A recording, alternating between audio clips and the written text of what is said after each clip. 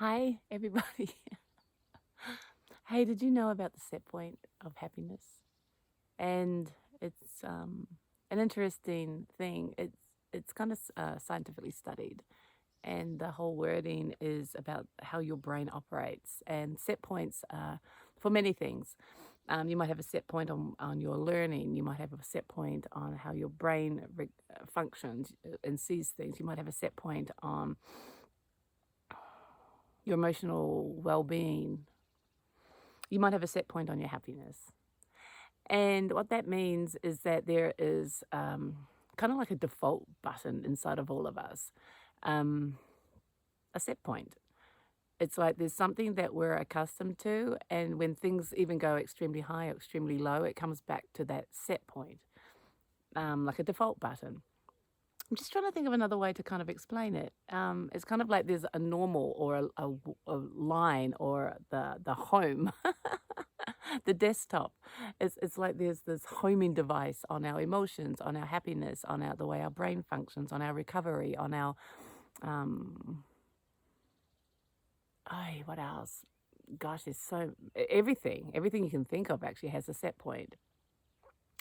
And when people start on a spiritual practice, usually there's things that they want. We ask people on the first day of our course when we teach people to meditate, what is it that you actually want? And for me, doing this over 20 years and meeting tons of people who have learned to meditate, and asking that same question all around the world, males, females, in China, in Norway, in New Zealand, in Argentina, in Canada, in Australia, in America. It's all the same answers. Isn't that incredible? What do you want? And people always come back to very similar things. They might want health. They might want, to be healthier or to make better choices. But the typical wordings that I always write up on my whiteboard is peace, happiness, connection, to know yourself.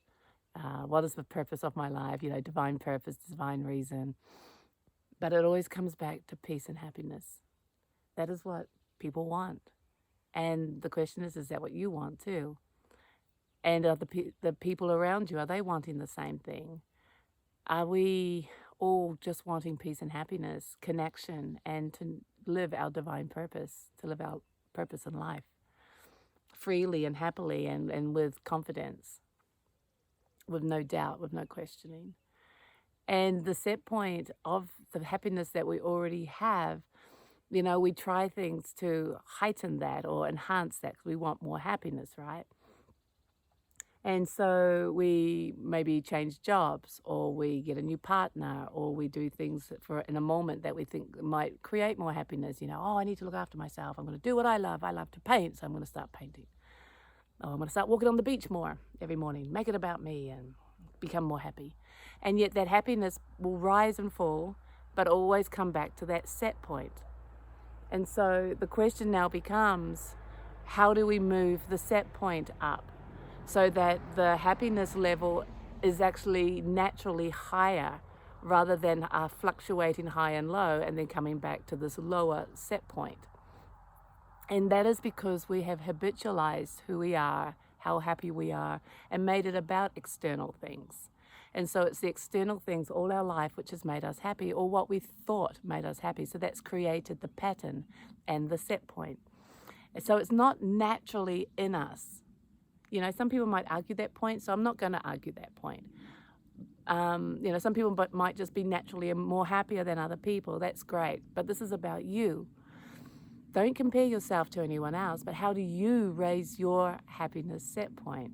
And how do you maintain it as a natural level rather than a fluctuating ups and downsies?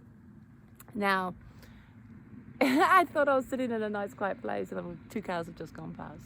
It's amazing, isn't it? My set point is pretty high, and that is because of meditation.